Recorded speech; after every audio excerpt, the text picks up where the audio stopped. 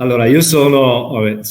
Andrea Valeggia, sono uno dei proprietari dell'azienda e all'interno dell'azienda ho il ruolo di vicepresidente operativo e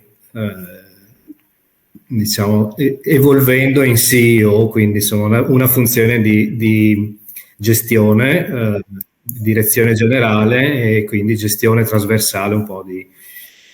tutte le attività, compresa anche la gestione diciamo, dell'organizzazione delle risorse umane. Noi siamo un'azienda, Medival è il nome dell'azienda, e l'azienda è un'azienda prevalentemente commerciale che lavora nell'ambito della fornitura di dispositivi medici cosiddetti, cioè forniture, diciamo, generalmente forniture agli ospedali. L'altra parte dell'azienda, l'altro 50%, è invece personale che lavora, diciamo, fa base in ufficio. All'interno di questo gruppo di persone abbiamo iniziato ad inserire, diciamo, una modalità di lavoro da remoto una o due volte alla settimana, quindi abbiamo una forma ibrida che dal punto di vista così anche di soddisfazione nella organizzazione della propria giornata e del proprio lavoro, per cui per andare anche al punto della soddisfazione che era stato citato prima, il ritorno, il feedback da parte di chi è coinvolto è chiaramente un feedback positivo sotto questo aspetto del fatto ovviamente di potersi organizzare anche diversamente e ottimizzare poi alla fine i tempi. Poi c'è soddisfazione anche ovviamente da parte di chi come me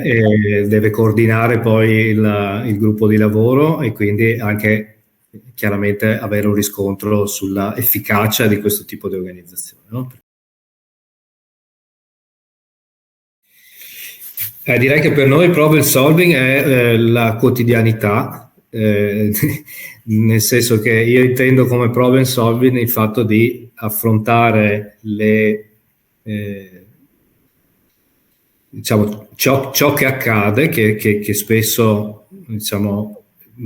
volentieri va fuori da quello che può essere un'impostazione diciamo, generale, no? o una modalità strutturata di fare cose, ma poi nell'interazione con il mondo reale le cose vanno sempre in maniera leggermente diversa. È quella di riuscire a responsabilizzare quanto più possibile le singole persone, ovviamente, che si allenano appunto a rispondere in questo modo. Dopodiché ci sono delle figure intermedie all'interno, per esempio, dell'area diciamo, dell'ufficio commerciale. Abbiamo proprio una figura che svolge questo ruolo di coordinamento delle varie funzioni ed è proprio quel livello, diciamo, di se vogliamo definirlo team leader, come lo definivi tu, insomma è la persona a cui ci si rivolge nel caso in cui la problematica sia una problematica non solo nuova, e questo siamo un po' abituati, ma anche qualcosa che richiede insomma, delle decisioni diverse. La criticità, diciamo, l'infrastruttura e barra la necessità di avere a volte ancora molta materialità nella nostra esperienza, ovviamente, limita in qualche caso la possibilità di gestire il lavoro da remoto diciamo, trasversalmente all'interno dell'organizzazione.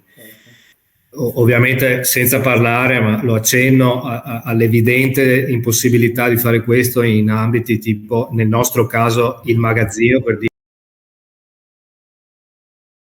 Credo che il consiglio, perché poi insomma, la mia esperienza non mi permette, penso, di dare tantissimi consigli, anzi vorrei quasi riceverne da altri, però quello che mi sento di poter dire è che ovviamente è importante cambiare l'approccio per affrontare, diciamo, il tema del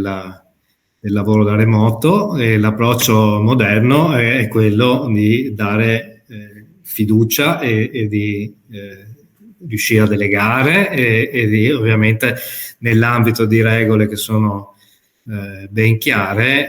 essere consapevoli che ovviamente è una modalità che può assolutamente essere utilizzata e anzi con soddisfazione diciamo di tutti.